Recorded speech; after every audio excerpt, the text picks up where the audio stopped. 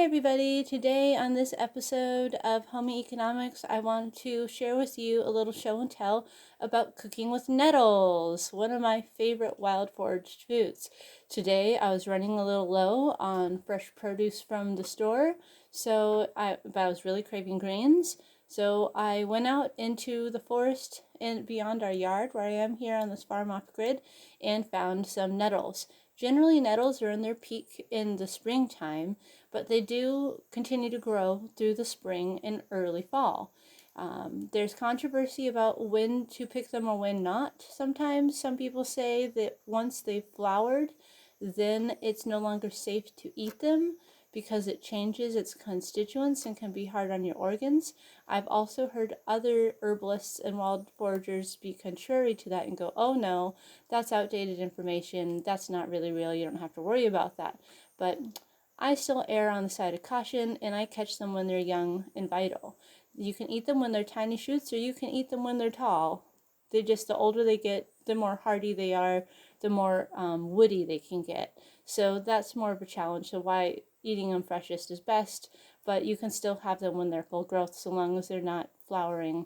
I would be cautious about that because, the information on that is contrary.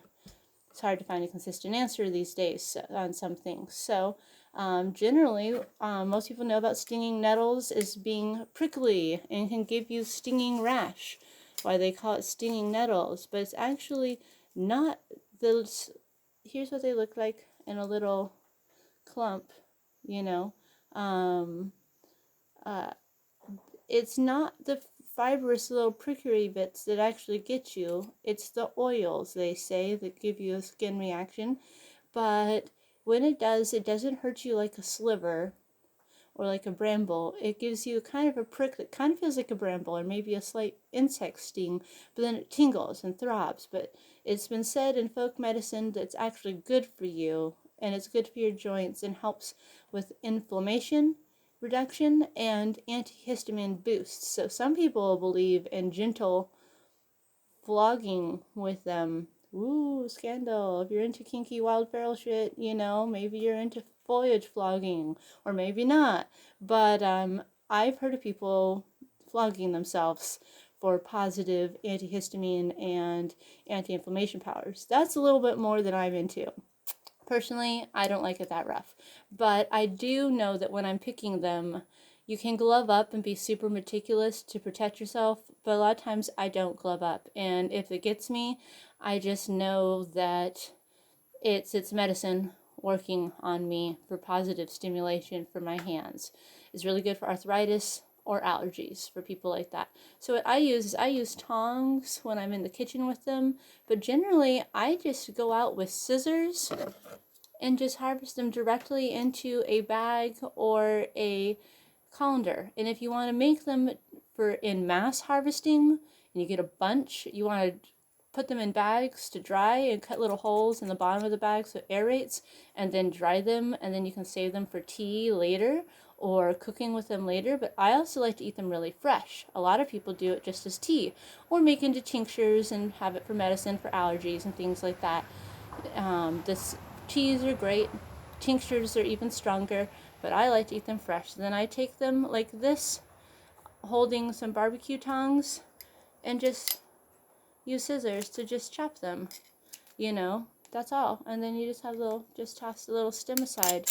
This is a bunch of stems that I used that I debrambled earlier.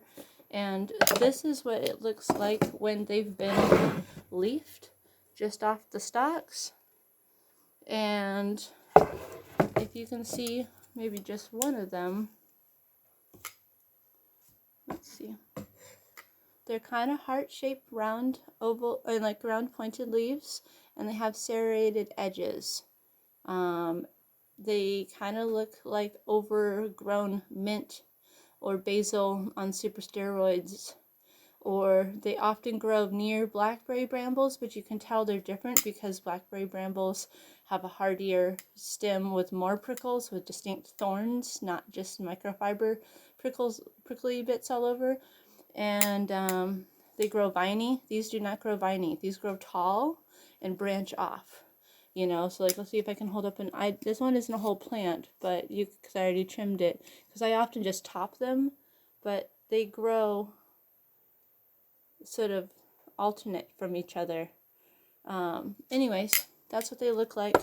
And this is, like I said, what they look like when they're on the chopping board. And then I just roughly chop them with a knife and put them in a frying pan. And you can either fry them like you would fry spinach or kale, or you can stew them in with vegetables and soup. You can make nettle pesto with them by adding olive oil and garlic and any nuts or Italian herb spices. They're kind of a little bland if you have them just by themselves, but they really are a delicious acquired flavor, and it's one of the greatest treats of living in Cascadia. I don't know if they grow where you live, but if they do, seek them out. Just be aware that they can make you have prickly throbbies if it touches you. Just be really careful not to touch them. It's one of those lessons from nature where they teach us to be more mindful and not be clumsy, elfish humans, and to not rough handle them. Because if you rough handle them, they will prick you back and let you know, and it will last for hours. But it will not actually harm you. It does help you, but it's just a little uncomfortable.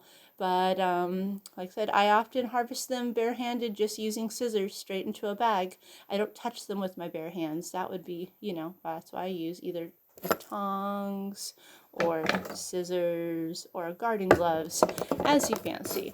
I'm not very competitive about many things, but hippies take alternate forms of gentle social competition with each other. One of the landmates I used to live with here, her and I would go out harvesting in the springtime, and both of us would go out without gloves and just harvest them into bags with scissors, and we would compete about how much we could harvest with the least amount of pricking of getting the rashiness, and that's kind of fun. But the strange things I get competitive about, that's like I could pick more nettles than you without getting pricked, but you just have to be cautious.